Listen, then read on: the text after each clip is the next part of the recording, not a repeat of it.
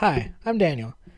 In case you weren't aware, Germany has recently had an election, which is probably important. They're a fairly relevant country in the affairs of everywhere, especially the affairs of Germany. So I think that it's important enough to at least talk a little bit about what happened and about the way that things are being reported.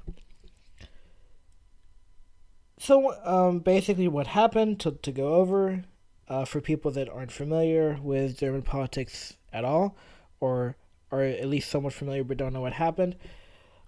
So the party that basically won the election is the CDU, Christian Democratic Union. That's basically the center right party.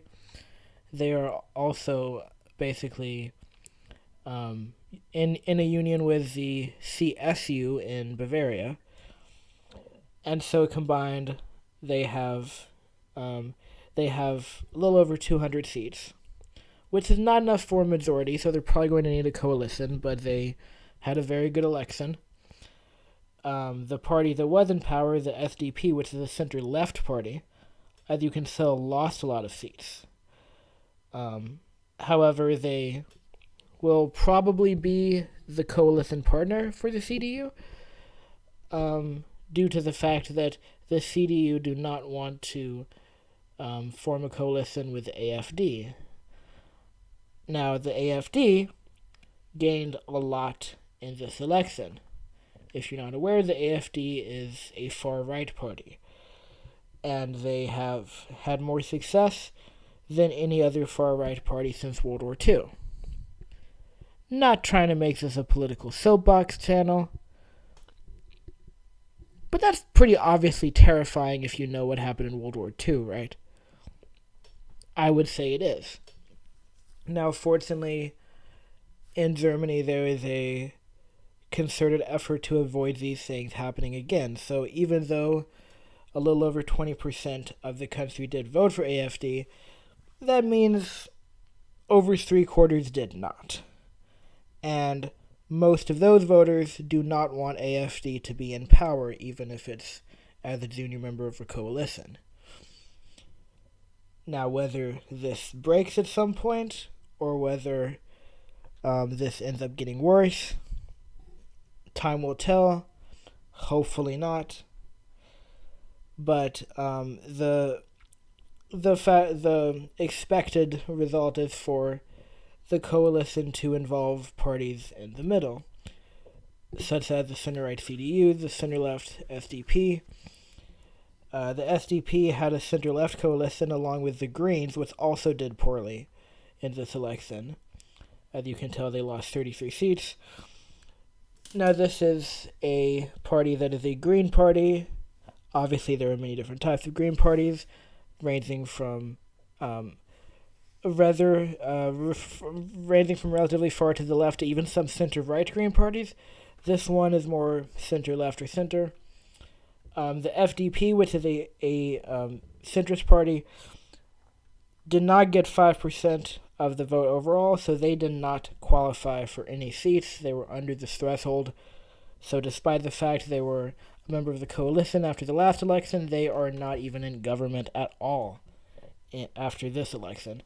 Same thing is true for the BSW, which is a left conservative party, which, if you ask me, left conservative basically puts a moron in oxymoron, but hey, nobody asked me.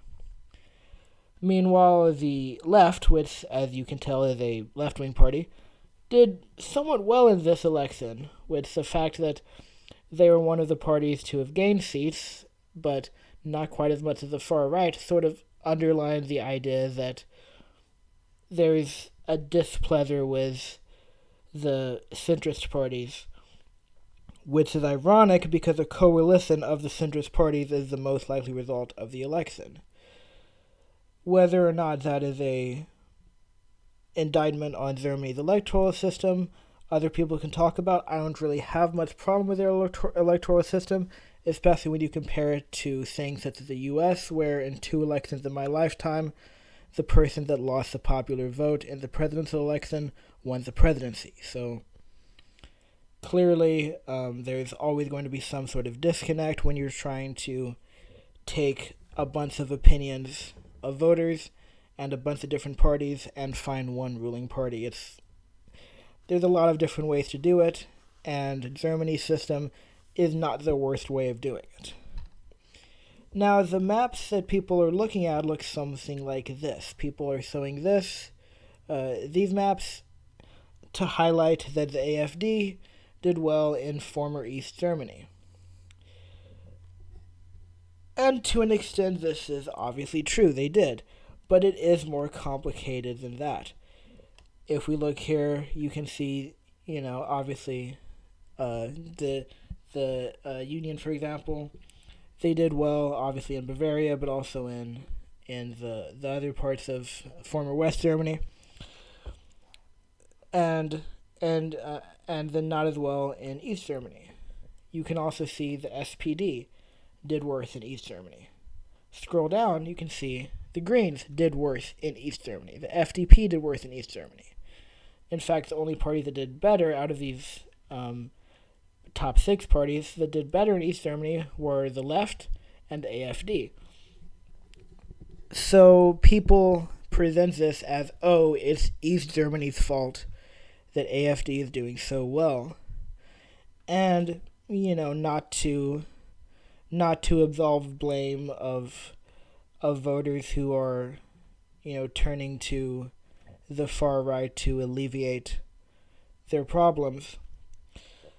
I do want to say that it's not quite that simple. Overall, in East Germany, which is traditionally not only is it traditionally a very, it's the poorer side of Germany that often sort of envies what the West has, and has also, they were behind the Iron Curtain, Obviously, lots of people have opinions on, the Cold War and exactly what that meant, but obviously, it's the fact of the matter that East Germany is typically more economically deprived than West Germany, and obviously if you see in basically all of these maps, you can see you can see Berlin as a different color. Obviously you can see for the left they have higher vote totals because it's a urban area, a lot more urban voters, a lot more young voters. Similar thing with the Greens, which is more left, but even saying the AfD is lower. So it's all going to be different in Berlin. Obviously Berlin is obviously half of Berlin, or thereabouts half, was part of West Germany.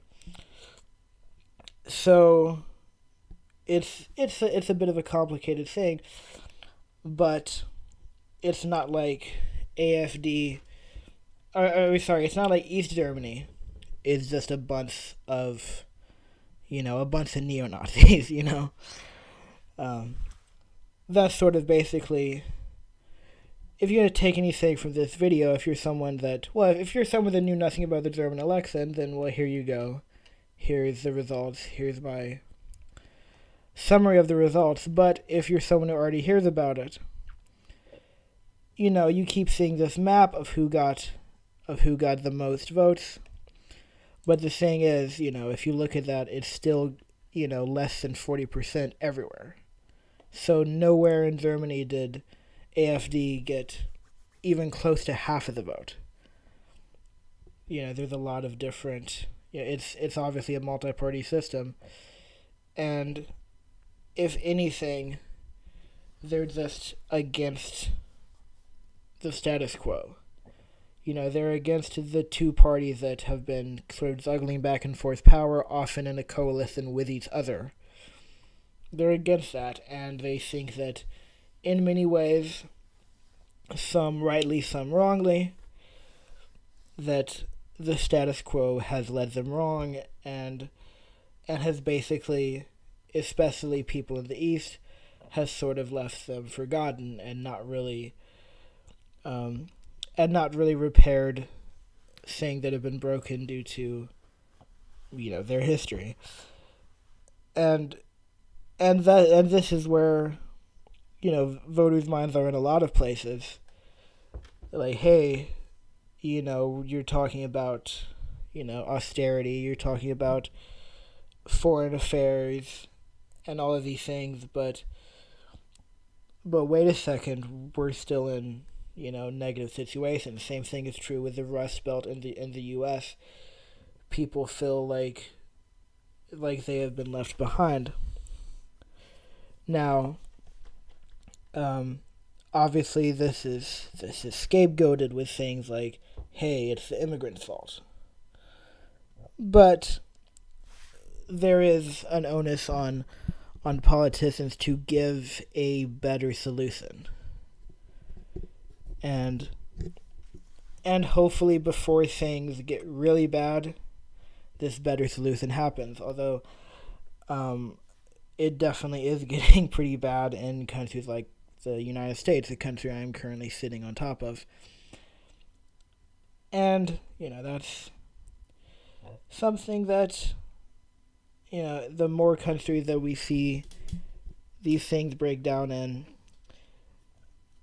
the worse thing they're going to be. So, oh, I didn't learn how to end a video. Ah, scheisse.